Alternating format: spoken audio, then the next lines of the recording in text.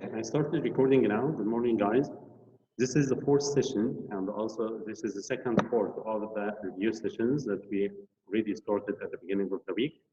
We already finished the 3 lessons in the first session that was conducted on last Monday. We finished marching toward war, and also how Europe plunges into war and the global conflict.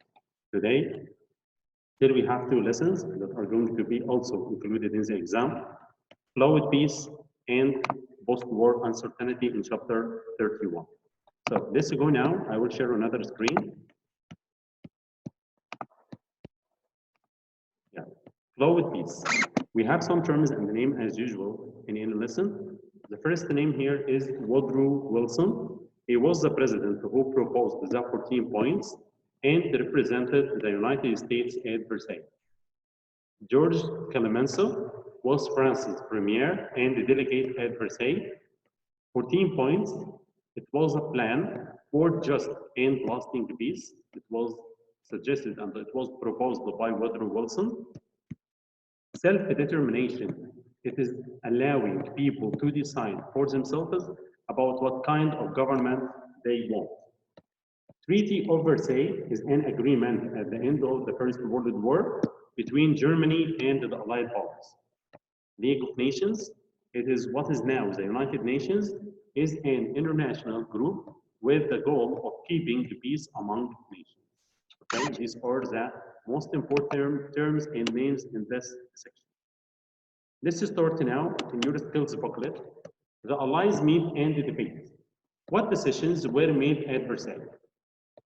Many nations sent delegates to peace talks in Paris. The main leaders were Woodrow Wilson of the United States, George Clemenceau of France, and David Lloyd George of Britain. Germany and its allies and Russia were not present.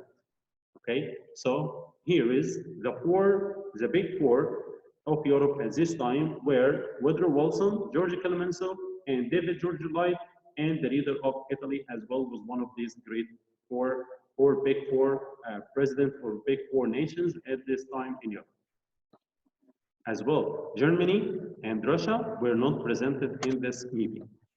Wilson pushed for his peace plan called the 14 points.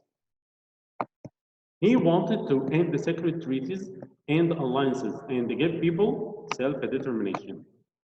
As we explained in class, the 14 points can be divided into 3 parts. The first part was about the terms how to set peace.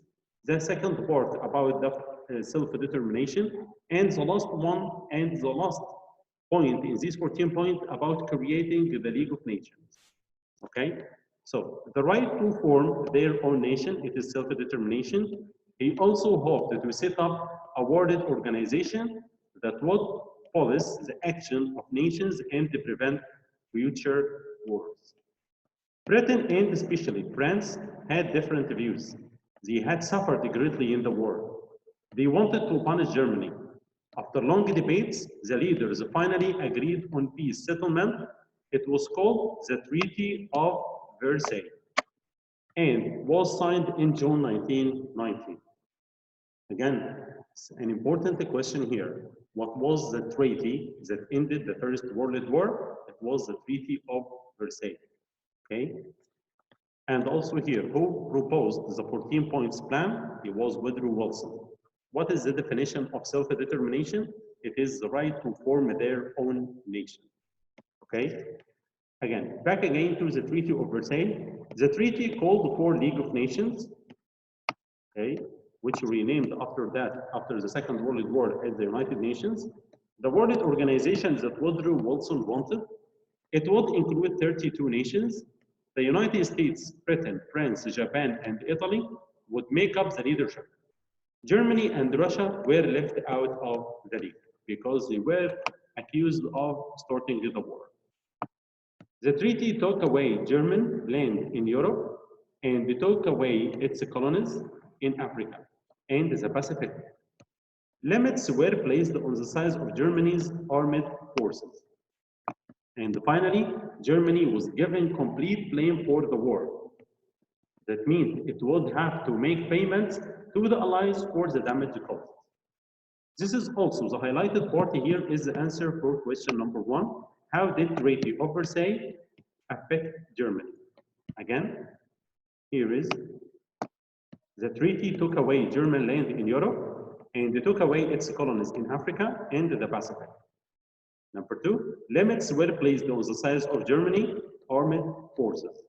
And finally, Germany was given complete blame for the war. That means it would have to make payments to the Allies for the damage it caused, which was measured at this time and counted at this time for $33 billion.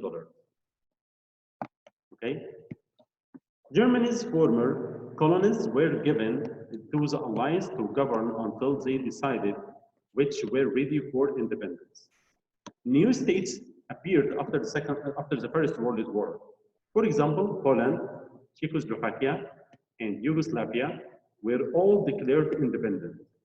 Finland, Estonia, Latvia, and Lithuania, one support of Russia, were made independent. So these are the new nations that appeared after the First World War. Poland, Czechoslovakia, Yugoslavia were all declared independent. Finland, Estonia,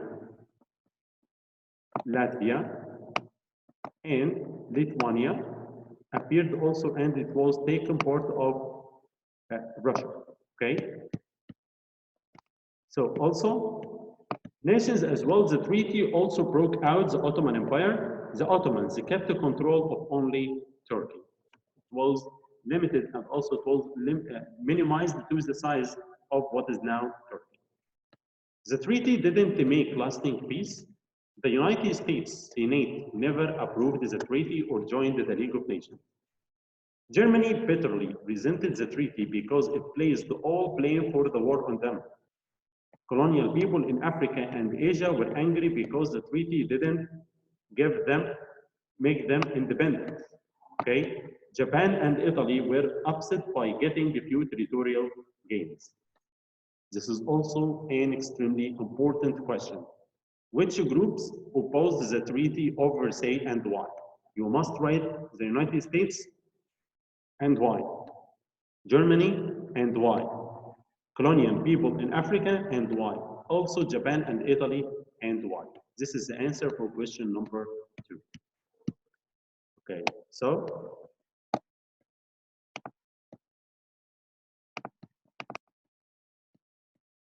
let's continue. This is for the first section here, or the flowed piece. So if you have any questions, please raise your hand, and also you can switch on your mic and start discussion. Do you have any questions, Heidi? No, thank you. Okay, so let's move now to the second part, but before going to the second part, let's go now to this presentation to summarize and to wrap up what we have just said in the flowed piece. Okay. Also, in these 3 questions, wait, I will maximize. Okay, also these 3 questions were already answered in the class. What was the goal of Woodrow Wilson 14 points? And what was the war guilt clause in the Treaty of Versailles? Okay, so you raise your hand. Okay, yes, start the question. What is the questions? I don't have the questions here. You don't have the questions? Yes. Which questions? That you are saying about. I have only the booklet. Okay, yes, yes. I will start sharing my screen now. So it appears with you? Yes, thank you. Yeah. Okay, so what was the goal of Woodrow Wilson 14 points? These 3 questions already done in the class.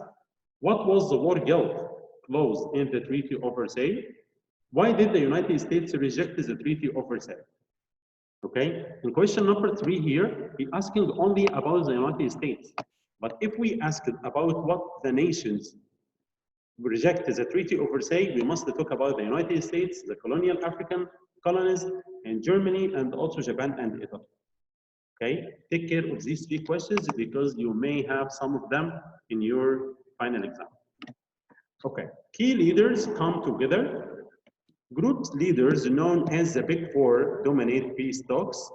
US President Woodrow Wilson, French ruler George Clemenceau, David Lloyd George of Great Britain, Vittorio Orlando of Italy. These were called the Big Four who dominated the peace terms. Wilson's plan for peace. Wilson proposed 14 points outlined for lasting world peace, calls for free trade, and end to secret alliances, military buildups, promotes self-determination. It is the right of people to govern own nation, envisions international peace, keeping body to settle world disputes. The Versailles Treaty. Britain, France oppose Wilson ideas. They want to punish Germany. Allies Germany sign accord, Treaty of Versailles in June 1919. The treaty creates League of Nations, international organization to keep peace. It blames Germans for war, forces Germany to pay damage to nations. League to war rule, German colonies until deemed ready for independence. Okay, these were the legacy or the consequences of the Versailles Treaty. The creation of new nations, Versailles Treaty, other peace accords changed the look of Europe. Serbia, Hungary, Bulgaria, Ottoman Empire, all those lands, former Ottoman lands in Southwest Asia turned into mandates. New countries created in Southeastern Europe, Russia gives up land. Peace built on quicksand. Treaty of Versailles creates feelings of bitterness on both sides. German people feel bitter and betrayed after taking blame for war. America never signs the Treaty of Versailles. Many Americans oppose League of Nations and involvement with Europe. Some former colonies express anger over not winning independence. Japan, Italy criticize agreement, gain less land than they want. That was the legacy or the consequences, and why were some nations angry and didn't approve the Treaty of Versailles. So do you have any questions so far? No, thank you. Okay, thank you. I will end recording this one and we'll start another recording for the coming section or second section, okay?